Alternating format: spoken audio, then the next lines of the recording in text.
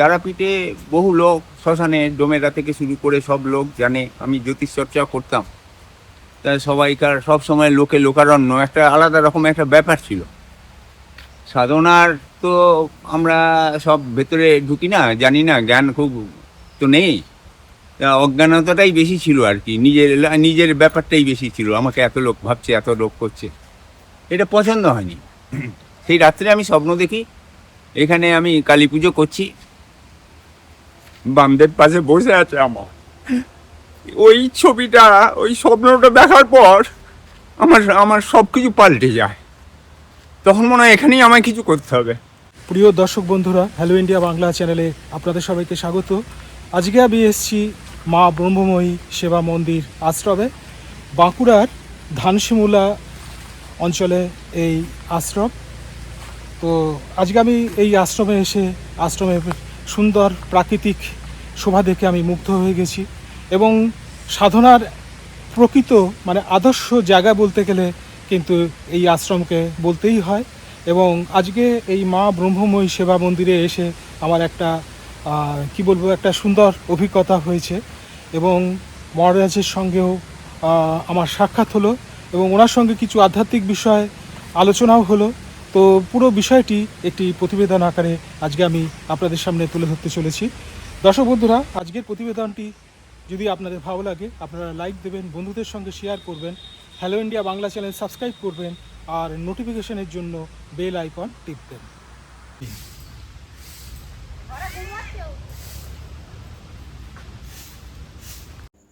দর্শক বন্ধুরা, এই হচ্ছে মা ব্রহ্মময়ী সেবা মন্দির আশ্রম। বাঁকুড়া জেলায় সোনামুখীর কাছেই ধানশিমলা গ্রামে সম্পূর্ণ প্রাকৃতিক পরিবেশে গড়ে উঠেছে এই আশ্রম।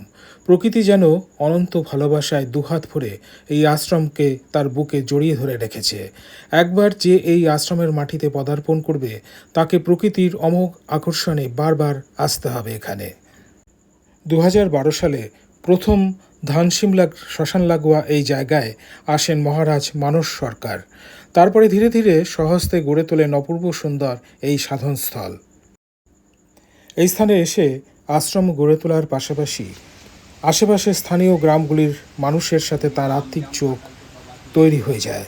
গ্রামের ছোট বাচ্চাদের শিক্ষার আলোয় উদ্ভাসিত করা ছাড়াও তাদের নানান সাংস্কৃতিক অনুষ্ঠানে যুক্ত করা, এভাবে এক মহতী সেবায় নিজেকে নিয়োজিত করেছেন এই সাধক। তিনি উচ্চশিক্ষিত, একসময় নামী সংবাদ মাধ্যমে কাজও করেছেন, কিন্তু সব ছেড়ে দিয়ে তিনি বামদেব প্রদর্শিত সাধন পথ বেছে নিয়েছেন তার জীবনে। আজ তার সাথেই আমার অনেক কথা হলো।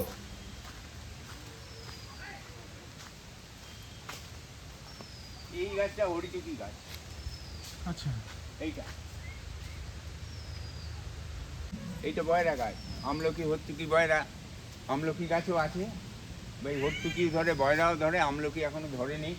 আর ওই তো কাঁঠাল গাছপালা আছে, ওই যখন গাছে কাঁঠাল ধরে আছে, আম গাছ আছে।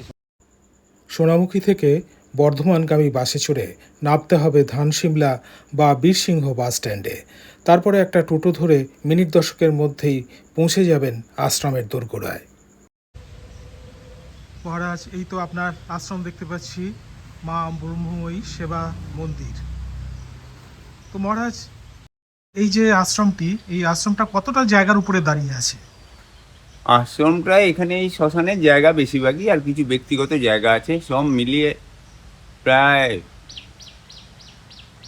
1.5 বিঘে 2 বিঘের মতো জমি আছে। আচ্ছা, তো শ্মশানে কি এখনো মরা পোড়ানো মরা পোড়ানো হয়, খুব গ্রাম তো, গ্রামে 3টে শ্মশান আছে কমিউনিটি ভিত্তিক। তা প্রত্যেক শ্মশানে হয়তো বছরে 5-6টা করে মৃতদেহ আসে। আচ্ছা, এখানেও সেরকম আসে, এই পিছনেই শ্মশান। এখানে দেখতে পাচ্ছি উপরে লেখা মা ব্রহ্মময়ী সেবা মন্দির। আচ্ছা, তো শ্মশানটা কত দূর এখান থেকে? শ্মশানটা এই পিছনেই এর পেছনেই আছে। তো এই যে গ্রামবাসীরা আসে মৃতদেহ, হ্যাঁ, আগে এদিকেই মরা যেত, মরা যাওয়ার রাস্তা নেই, যে রাস্তা ছিল জমি জায়গা হয়ে গেছে। এখন বর্তমানে একটা ওদিকে রাস্তা করেছে গ্রামবাসীরা হ্যাঁ, শ্মশানে যাওয়ার জন্য, যেহেতু এখানে স্কুলের বাচ্চা টাচ্চা পড়ে, নানা রকম কাজকর্ম হয়, গ্রামবাসীরা সেটা করে দিয়েছে। পঞ্চায়েত তো এই নদী থেকে জল উঠতো, পঞ্চায়েত থেকে গার্ডওয়াল তৈরি করে দিয়েছে, ইলেকট্রিকও এনে দিয়েছে, কলও পঞ্চায়েত থেকে করা। আর এই যে একটা স্টেজের মতন দেখতে পাচ্ছি, এখানে বিভিন্ন সাংস্কৃতিক অনুষ্ঠান হয়। এই মঞ্চটা আমিই করেছি, কারণ এখানে বাচ্চাদের নাচ গান শেখাই এখনো। তারা কোথায় নাচবে, গ্রাম তো কোনো মঞ্চ নেই। মহারাজ চলুন আপনার সঙ্গে যাই একটু বাগানের দিকে। আপনি তো প্রচুর গাছপালা লাগিয়েছেন দেখতে পাচ্ছি। এইটা হচ্ছে আদি মন্দির, এখানেই শুরু হয়েছিল 3 দিনের যজ্ঞ দিয়ে 2012 সালে 14ই আষাঢ়। আর শ্মশান হচ্ছে এদিকে শ্মশান।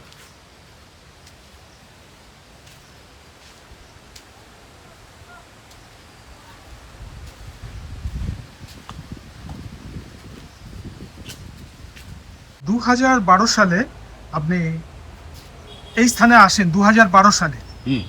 জায়গাটার নাম 2012 হচ্ছে সালে জুন মাসে, 29শে জুন। আচ্ছা, তো আপনি এখানে এলেন কিভাবে? এখানে এলাম, আমি তারাপীঠে বেশিরভাগ সময় থাকতাম, মানে আর কলকাতায় থাকতাম। কলকাতা থেকে তারাপীঠে আসতাম প্রতি অমাবস্যা। তা এখানে আমার বাচ্চাবেলায় এখানে আমার মাসির বাড়ি। তা আমার মা নেই, বাবাও নেই। মাসি তখনও জীবিত ছিলেন। মাসি খবর পাঠায় যে একবার আমাকে খুব দেখবে, তখন খুব অসুস্থ। সেই সময় আসার পর এরা সব বললো যে এখানেই আশ্রম। ওরা জানতে পারে যে আমি তারাপীঠে একটা আশ্রম করার কথা ভাবছি, তখন বললো এখানে করবে কি না।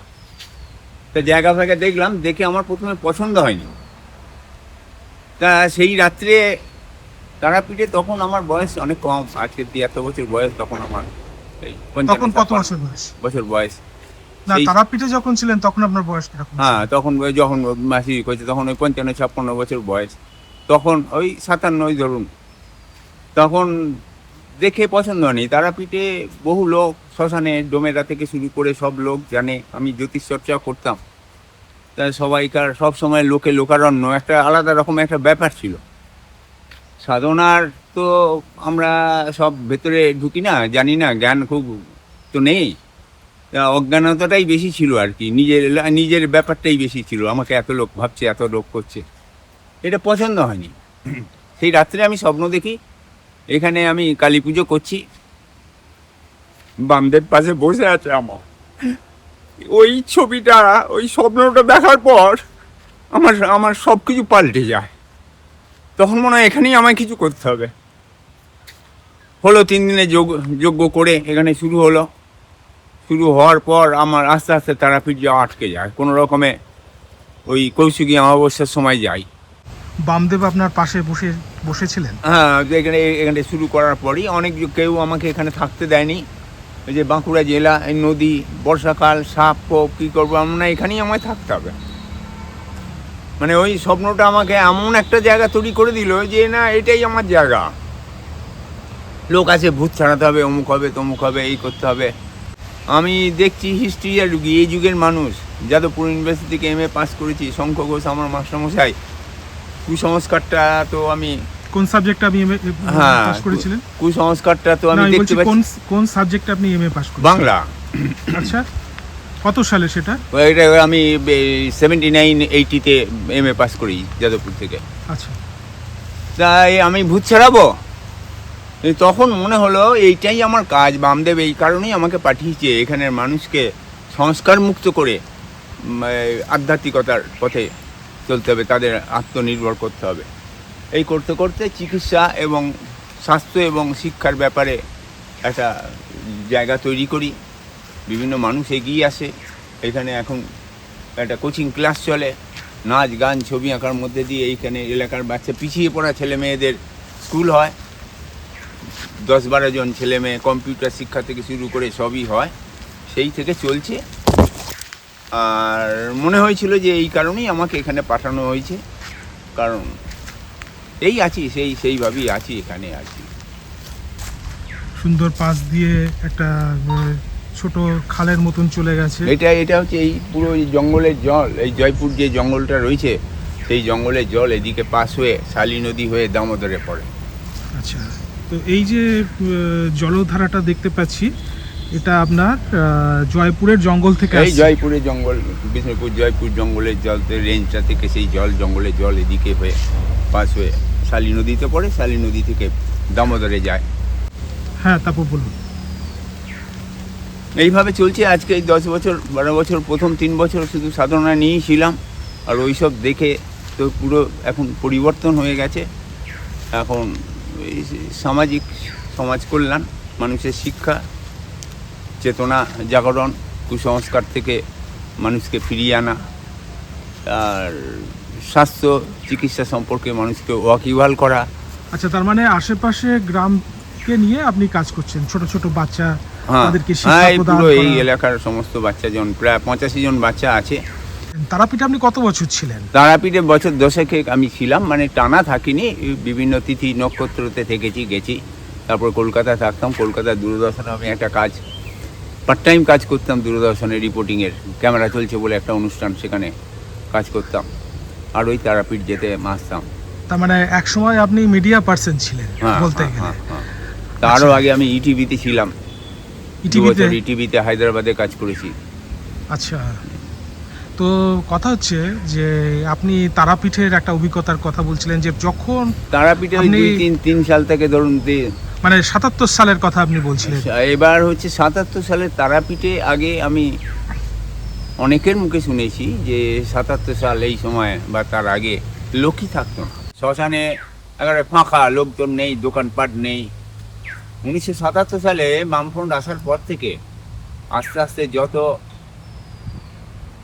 কুসংস্কার বা এই জ্যোতিষতন্ত্র বাড়ে, এরা সব তারাপীঠকে তন্ত্রর কেন্দ্র করে তোলে। জ্যোতিষরা, কলকাতার জ্যোতিষরা তারাপীঠে গিয়ে তান্ত্রিক ক্রিয়াকলাপ করে। প্রথম তো আপনি বলছিলেন অমৃতলাল বলে একজন জ্যোতিষী, হ্যাঁ, তার- এই তারপর থেকে তারাপীঠের একটা বিশাল প্রচার হয়। এখন চারিদিকে তো সেটা ছেয়ে গেছে, নিত্য দিন ঘটছে। তারাপীঠে বহু সাধক আসেন, কিন্তু সেই সাধকদের খুঁজে পাওয়া মুশকিল, খুব গোপনে থাকে তারা প্রকাশে আসে না। বাকি সব যারা থাকে, যায় আসে, মানে আমাদের মতো, তারা নিজেদেরকেই প্রকাশ করতে ব্যস্ত। কারণ এই তান্ত্রিকগিরি করে, এই যজ্ঞ করে, অমুক করে বেশিরভাগ মানুষের যে জীবিকা চলে জ্যোতিষদের, সেইটাই বেশি হয়ে গেছে।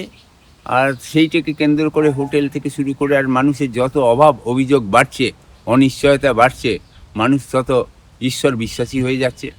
আর তারাপীঠের মন্দিরের এমন একটা আকর্ষণ আছে যে মানুষজন গেলে ওই আকর্ষণে একবার পড়লে, এটা আমি অলৌকিকত্বে বিশ্বাস করি না, অজ্ঞানতা থেকেই মানুষের অলৌকিকত্ব আসে, কিন্তু তবুও আমি নিজে সেই আকর্ষণের টানে আমি পড়েছি।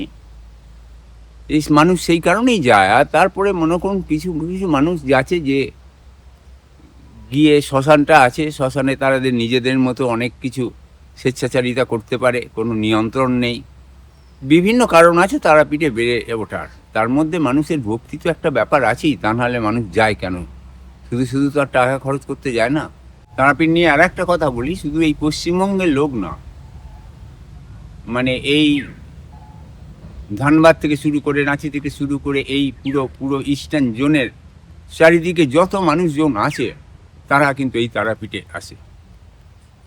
মানে তারাপীঠের একটা আলাদা মাহাত্ম্য রয়েছে। অসহায়ের গতি, মনে করুন কোনো মানুষের ক্ষমতা নেই চিকিৎসা করানোর, কিন্তু তার সে গিয়ে তারাপীঠে গিয়ে একটা প্রার্থনা করলো, মা যাতে ভালো হয়ে যায় অমুক। মানুষের ভেতরে তো একটা শান্ত, মনে করো আমার স্বামী খুব অসুস্থ, কিন্তু আমি চিকিৎসা করে কিছু পাচ্ছি না, কি করবো, অসহায়, মায়ের কাছে প্রার্থনা করলাম, করে অন্তত আমার একটা ক্যাথারসিস হলো যে আমি আমার স্বামীর জন্য কিছু করলাম বা ছেলের জন্য কিছু করলাম। আমাদের এই সমস্ত সামাজিক, রাষ্ট্রিক এবং মানুষের পিছিয়ে যাওয়ার, কিছু মানুষ এগিয়ে যাচ্ছে যেমন, তার থেকে শতাধিক মানুষ পিছিয়ে চলে যাচ্ছে। সেই পিছিয়ে পড়া মানুষদের জন্যই তারাপীঠ একটা স্থান, তাদের বেঁচে থাকার জায়গা। এটা আমার ফিলিংস হয়েছে। আমি প্রথম যখন তারাপীঠ গিয়েছিলাম অমাবস্যার রাতে, মহালয়ার দিন রাত্রিতে, এই চিতাটা নেবানো হয়ে গেছে, শুয়ে বসে আছি, জব করব, চারপাশ থেকে আস্তে আস্তে ভাঙাচোরা মানুষ এলো, সারাদিনে কিছু জোগাড় করেছে খাবার, সেই খাবারটা ওই শ্মশানে বসে, চিতার ওপর বসে তারা খাবে। আর শুধু খাবেই না, তার পাশে যে আছে, হয়তো 4টে রুটি জোগাড় করেছে, তার পাশে যে আছে তাকেও একটু দিয়ে, কুকুরগুলো আছে তাকেও দিয়ে। মানে সারা দিনের পর হয়তো দেখা গেল 4টে রুটি পড়েছে, সে হয়তো একটা রুটি খেতে পেলো, বাকিটা বিলিয়ে দিল, তাতেই কিন্তু তার খিদে পেট ভরে গেল। তারা কি সাধু? এই যে বেঁচে থাকা মানুষের, না, তারা তো সাধু বোধহয়। হ্যাঁ হ্যাঁ। আচ্ছা মহারাজ, আপনি যে বলছিলেন যে অলৌকিক যে ব্যাপারটা, এই সাধন জগতে যারা থাকে তাদের সঙ্গে তো কিছু অলৌকিক ঘটনা অবশ্যই ঘটে, যেটা নাকি বিজ্ঞানের দৃষ্টিকোণ দিয়েও আপনি বিচার করতে পারবেন না। বুঝতে পারলাম না একটু। না, বলছি যে এই যে অলৌকিক ঘটনার যে ব্যাপারটা হ্যাঁ, বললেন হ্যাঁ, আপনি, হ্যাঁ, হ্যাঁ। দেখুন অলৌকিক ঘটনা তো ঘটে, যারা সাধক, যারা সাধনা নিয়ে আছে তাদের সঙ্গে এমন কিছু ঘটনা ঘটে যেটা নাকি আপনি বিজ্ঞানের দৃষ্টিকোণ দিয়ে আপনি বিচার হ্যাঁ, করতে সেটাই পারবেন না। সেটাই বলছি। বেশিরভাগ ক্ষেত্রে হচ্ছে আমাদের, যদি আপনি বেদ থেকেই ধরেন। আপনি এর মধ্যে একটা কথা বলছি, এই যে সাধকদের জ্যোতি দর্শন হয় হ্যাঁ, সাধকদের, হ্যাঁ। তো সাধনা করতে করতেই তো সে একটা স্তরে যখন ওঠে তখন সে জ্যোতি দর্শন তার হলো। তো এটা আপনি বিজ্ঞান দিয়ে বিচার এই করতে জ্যোতি পারবেন কি? দর্শনের কথা বলি আপনাকে। এই সাধকরা বেশিরভাগই যা করে, তাদের প্রাণায়াম করতে হয়, শ্বাস প্রশ্বাসের নিয়ন্ত্রণ। আমরা পূজা পাঠ যা করি বেদের সময় থেকে, যদি কিন্তু বেদের সময়ের আগেও তো একটা সময় ছিল। বেদের মানে যদি আমরা আর্যরা আসার পর বেদ হয়েছে, বেদের সময়ের আগেও তো ভারতবর্ষ ছিল, বৈদিক যুগের আগেও। সেই সময় থেকে তো আমাদের এখানে একটা সিস্টেম গড়ে উঠেছিল মানুষের। যদি পূজা পাঠ সমস্ত কিছু দেয়নি, এখন এখন আগম তত্ত্ব থেকে শুরু করে বা যা নিয়ম, বেদের নিয়ম বা এখন কলিকালের নিয়ম সব চালু হয়েছে, সেই সমস্ত দেখি যে মানে সাধকদের পূজা পাঠটা বাহ্যিক আবরণ। এই বাহ্যিকটা আমার মনটাকে নিয়ন্ত্রণ করার জন্যে এইগুলো করা। আমি এটা নিয়ে করছি। বস্ত্রও তাই নিজেকে নির্দিষ্ট করে নেওয়া, যে আমি লাল বস্ত্র পরেছি, আমার এই এই এই এই ক্ষেত্রগুলো নির্দিষ্ট, এই ক্ষেত্রটা আমার নির্দিষ্ট। কালো বস্ত্র পরেছি, শ্মশানে থাকি, অমুক তমুক, আমার এইগুলো নির্দিষ্ট, এই এই জায়গাগুলো আমার পরিবহন করব। এটা আমরা নির্দিষ্ট করে ফেলি, নিজেদের বেঁধে ফেলি, সেখান থেকে নিজেদের নিয়ন্ত্রণ করতে পারা যায়। বৈদিক যুগ থেকে যদি দেখেন আপনারা, এই আমাদের আধ্যাত্মিকতার ব্যাপার, বৈদিক যুগটা তো মানে শুধু মানে 2 বছর 4 বছর না, বেশ দীর্ঘদিন ধরে, কয়েকশো বছর ধরে তার বিস্তৃতি। প্রথম দিকে দেখবেন যে পূজা পাঠ অমুক তমুক, মানুষের ভীতি, বৃষ্টি হচ্ছে, ঝড় হচ্ছে, অমুক হচ্ছে তমুক হচ্ছে, সেই সব থেকে মানুষের ভীতি থেকে মানুষের ওই দেবতাদের উদ্দেশ্যে বা এই ঝড়ের যে কেউ একজন আছে তার উদ্দেশ্যে তাকে সন্তুষ্ট করার জন্য যজ্ঞ করা আহুতি দিয়া। এইটার পর থেকে আস্তে আস্তে যখন আপনি উপনিষদে আসবেন, এটা এই যাগ যজ্ঞ থেকে উপনিষদে আসা, এটা অনেক বছরের তফাৎ। এর মধ্যে বেশ কয়েকশো বছর পেরিয়ে গেছে। উপনিষদে এসে আত্মজিজ্ঞাসা, ঈশ্বর জিজ্ঞাসা আসে, ঈশ্বরকে, আত্মাকে।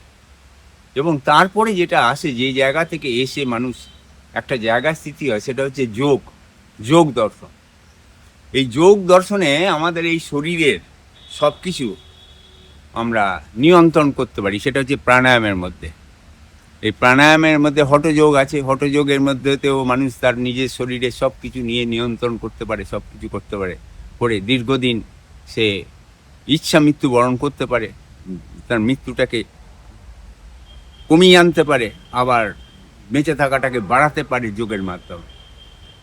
সেইখানে আমাদের যে সিস্টেমে, নর্মাল সিস্টেম, মানে ডাক্তারি শাস্ত্রের যে সিস্টেম, সেই সিস্টেমে শ্বাস প্রশ্বাসের সঙ্গে যদি আপনি চাপ ও তাপ পাল্টান, প্রাণায়াম করতে গেলেই দেখবেন আপনি অটোমেটিক্যালি আপনার শরীরের নানা রকম জ্যোতি দেখবেন, শব্দ শুনবেন, সব কিছু।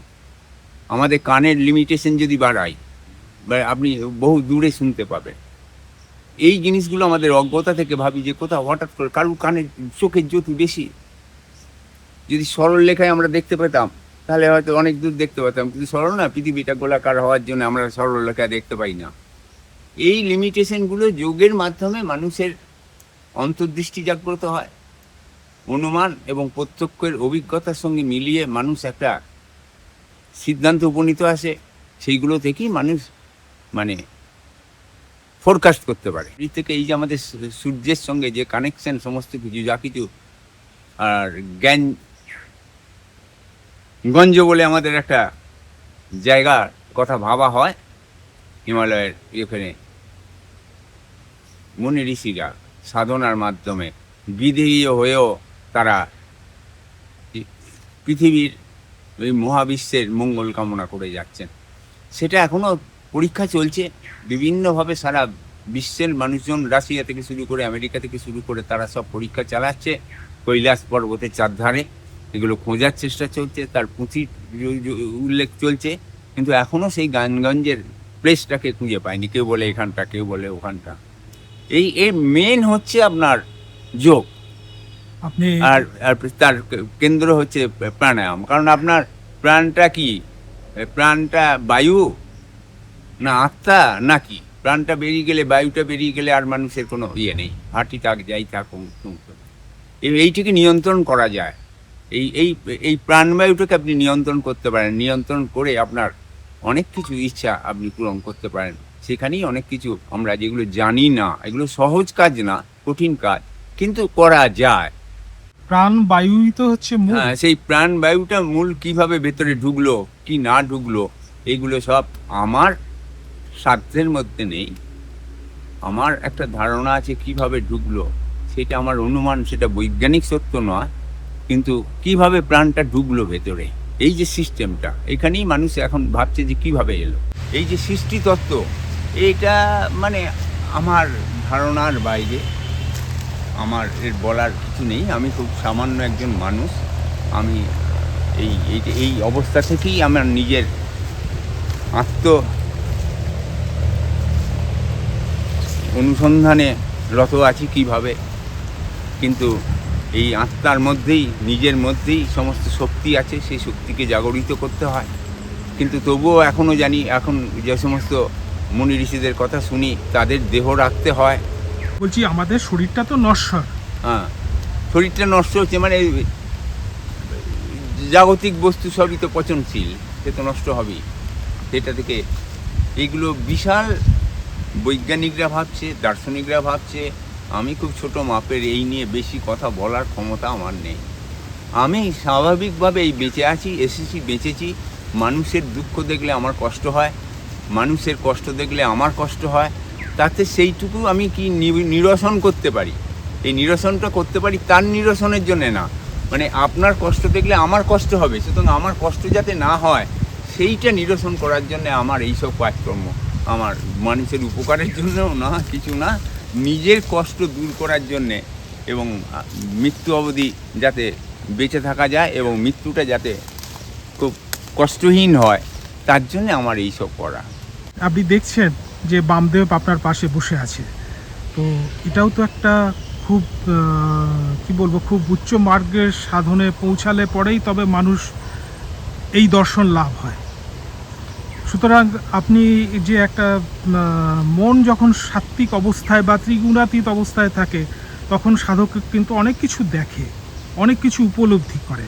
তো আমি মনে করি আপনার বামদেব আপনার পাশে বসে আছেন, মানে হচ্ছে এইটা যখন আপনি উপলব্ধি করেছেন, তখন এটা একটা দারুণ একটা ব্যাপার, আধ্যাত্মিক উচ্চ মার্গের ব্যাপার।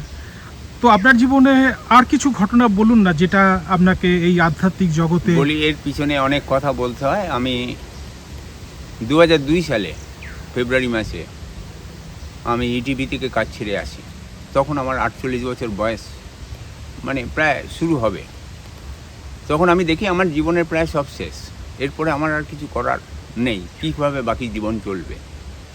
সেই সময় আমি জ্যোতিষ চর্চা শুরু করি। জ্যোতিষ চর্চা থেকে দেখি জ্যোতিষ চর্চাতেও মানুষের কিছু করার নেই। আমি বলতে পারি তোমার মৃত্যু হবে, সাবধান, কিন্তু মৃত্যুটা রদ করার আমার ক্ষমতা নেই। তখন মনে হয় তন্ত্রতে হয়তো কিছু করা যায়। সেই তন্ত্রের অনুসন্ধান করতে করতে আমি তারাপীঠে পৌঁছাই। যেদিন প্রথম তারাপীঠে পৌঁছেছিলাম আমি, সেদিন ছিল মহালয়া অমাবস্যা। সেদিন রাত্রে আমার একটা উপলব্ধি হয়, বেশ 2-3টে দিন আমার উপলব্ধি হয় যে আমি দাঁড়িয়ে আছি শিবাভোগতলায়, যেখানে বামদেব শিয়ালদের খাওয়াতো আর কি। এখানে দাঁড়িয়ে আছি, দেখছি একটা বিশাল মূর্তি ত্রিশূল হাতে বেড়ে যাচ্ছে। আমি কিছুতেই আটকাতে পারছি না। আর আমি সাদা পাজামা পাঞ্জাবি পরেছিলাম, যে আমি সেখানে বসতে পারছি না, বসে জব করতে পারছি না। আমি বুঝতে পারছি এই সামান্য একটা সাদা পাজামা পাঞ্জাবি জন্য আমি বসে জব করতে পারছি না। এই বামদেবের যে অনুভূতিটা আমি ভেতরে নিতে পারছি না, কারণ পাঞ্জাবিটা কাদা হয়ে যাবে। পরবর্তীকালে আমি রাস্তা দিয়ে বেরিয়ে এসে দেখি বামদেবের ওরকম একটা ছবি, ল্যাঙ্গটি পরে একটা ত্রিশূল হাতে, বিশাল একটা ছবি। আমি মনে করতে পারি না আমি তার আগে দেখেছিলাম কি না। তারপর থেকে আমার নানা রকম অনুভূতি হয়, এবং তারাপীঠে কিছু করার কথা ভেবেছিলাম, কিন্তু পরবর্তীকালে এখানে আমার মাসির বাড়ি ছিল, এখানে যোগাযোগ হওয়াতে যেটা হয়, এটা হচ্ছে মানুষের মনে মনের মধ্যে যে একটা বিশ্বাস তৈরি হয়, একটা ভক্তি তৈরি হয়, তার থেকে মানুষের শুভ চেতনায় অনুযায়ী মানুষ যখন কিছু করতে চায়, সেটা সংকল্প করে মানুষ যখন আগিয়ে যায়, সেটাকে কেউ রদ করতে পারে না। তন্ত্রটা হচ্ছে আমাদের এই জাগতিক বিষয়বস্তু মানে মেনটেন করার একটা সংবিধান। কিভাবে চলবে, চিকিৎসাতন্ত্র, শরীরতন্ত্র। এই যে মনে করুন আমরা বলি যে এই সব সাধনা, তন্ত্র সাধনায় সব সাধনা বললেই একটা বিশাল ব্যাপার। সব সাধনা কি করে? সবটা মরাটা কি জেগে যায়?